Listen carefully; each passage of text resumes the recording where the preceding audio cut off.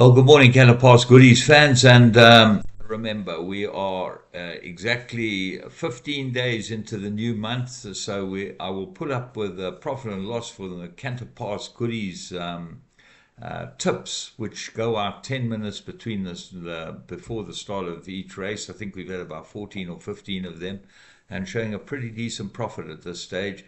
The way that works is that we have 1,000 each way on every tip that I phone through as a winning bet. When I tell you have a win on it, we have 1,000 each way. When I have an each way, say, look, this is an each way horse, we have 500 each way. And then we work out the net profit. So we take off the stake and work out the net profit. But let's go into the weekend review and start with Fairview, where there was not much to report except that two races which caused the big upsets were won by the stable companions. And if you listen to the previews from these trainers in PE, it really does not glean you much confidence in their ability, because I promise you, the horses that end up winning the races with lesser jockeys on end up winning pretty well. And the supposed horses that should win, well, they don't win. So that's why it's so difficult working on Fairview racing, and really not my scene. It never has been my scene. I try and I study it, but it's impossible to work out the form, and that's why I never ever did previews on the Fairview race meetings. But we do it because it's a service and somebody like to have a bet there. So one day we might catch something pretty good. Let's have a look and see. We'll wait till Friday. Kick off with Turfentine. There was not much to report at Turfentine except Fireburst in the second. I didn't put up the video, but pretty unlucky. Got taken out at the top of the straight and then ended up getting well beaten by Theatre of Life, which I made my each way bet in the race. I'm going to move on. There was sort of things went according to plan. Race Hallelujah ended up winning. The scratching at a rhyme caused a little bit of a problem, but the favourite, the horse that backed in the race, looked like it was given an absolute clear passage by everything. Apache's Son ended up winning.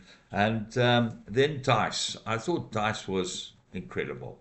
I think he's a very, very good horse. And let's have a look at his win in the Pinnacle.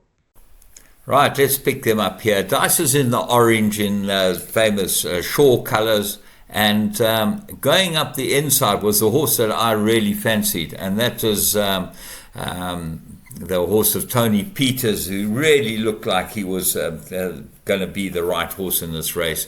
And here comes Dice. What a racehorse this is. He's just been gelded, come back from a break. He was a bit naughty in the parade ring pre-race, but he just finished them like an absolute champion. The scratching of Max the Magician, the scratching of the favourite, which was Brave Viking, led Max the Magician an easy dance. The horse that ran second, which was my each way bet, Cape Lights. Have a close look at this next time it runs. We then move on to Durbanville, where there was very little to report, except that I love the Snace transparency. The first race they had the filly beat the bomb, and they said straight out, this is the one they've all got to beat, looks like a winner. And they're pretty much on the mark, these guys, the Snace.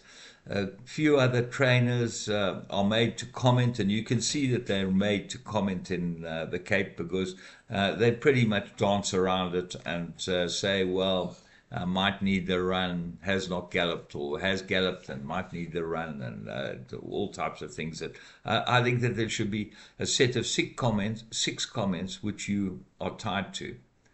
And the first one should be, I think it will win. And the second one will think it will run in the first four. The third one should be, it will need the run. The fourth one will be, it has come to me and I don't know much about the horse. The fifth one would be, I'm just talking off the top of my head, that the horse hasn't shown anything. And the sixth run would be, it's the wrong distance and the horse isn't ready for this race. Well, those would all help. Anyway, let's move on to Scottsville, because Scottsville was quite interesting. The first race, Vian's Web absolutely doddled him. He looked like the right horse. The second race, the Ghost, cantered in. The third race, Well, here was a little bit of a problem because this is where the first leg of the pick six started. Now, Byron Botha's horse, I made the right horse was a Nawi.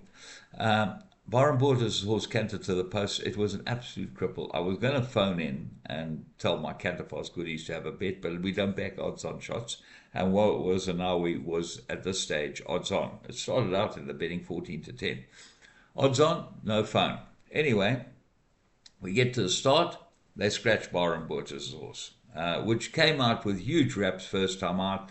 The word was that it had beaten Quid Pro Quo, or it was Quid Pro Quo's Gallop Companion, and was good enough to be able to win at Maiden. It did get beaten. It went down like a paraplegic. It got scratched at the start, so wasn't always the favourite. So let's have a look what happens in the race, and I'm going to talk you through it from the start. The start is the problem, and you see that the horse in the blue cap with the red sleeves jumps right out onto Wazanawe, and you can just see that costs her the chance of getting in the race. Now, that horse is ridden by Cole Dick, and he should get a holiday for that because he cannot jump out the stalls like that. Never, ever, anywhere in the world you see jockeys jump out the stalls like that. He's obviously hasn't got both hands on the reins, or he's got one hand on one side. Horses jump straight. Okay, the Wazanawa is now behind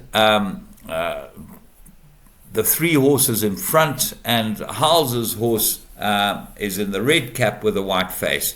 So Veal moves out, and Dickon runs back across him. So Veal's not sure whether he wants to go in or out. Now he's got room. Now Dickon starts running back into him.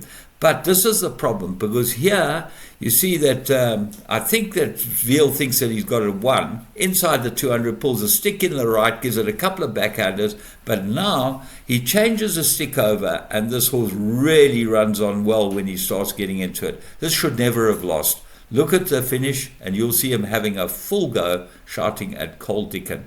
There he is, shouting at him. Is Dickon to blame, or Sean Veal? Both of them, I think. Okay, we move on from there to that bomb. That was what cost everyone everything. To the next couple of races, and nothing much exciting happened except Selekiwe. When I saw this go down, this couldn't lose in my eyes. And I did make it a Canterpass goodie. I phoned the team and told them to have a proper bet. Now, it did win. It ended up shortening. And what the amazing thing is when we do these Canterpass goodies, we use the final tote dividends as our how we decide how much we won or lost. Now, this was when it went to the start. It was 2-1, 5-2. It ended up starting much shorter than that and played R2.70 on the tote, which is 17-10, which means that we're taking a shorter odds and we're still making a very much bigger profit. So the guys who are on the show are making a real good profit. Then move on to race 7, and I thought this was worthy of a little video and a review. Gladiatorum, what a horse.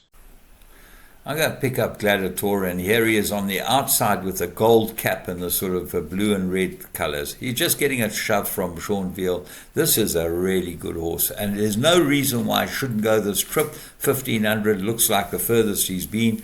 He's by Vercingetorix out of a Dynasty mare. There's all types of stamina in there. And he just swoops past them. Strathclyde did all the donkey work, had enough. The Shepherd keeps going, and he ended up winning in a canter. Race 8, well, Sapolia was all the rage. It was we were told it was the right horse by the stable when they won earlier on in the day, and they really liked it, and this and another. Me, second run after a rest, you know what I do with them? Bush them. Well, that's what happened. Got bushed. Ended up being a big price winner. No filter from the very informed Tini Prince stable. When Kamalo rides his horses, we have a close look. So, hope you have a very good week ahead, and we'll be back with you tomorrow for the race meeting at, I think it's Fairview tomorrow. I'm not looking forward to that. But, got to do it. We got to do it. Have a great time, and thanks for listening. Remember, you can subscribe and share this video to everyone. It will help my numbers. Thank you. Bye.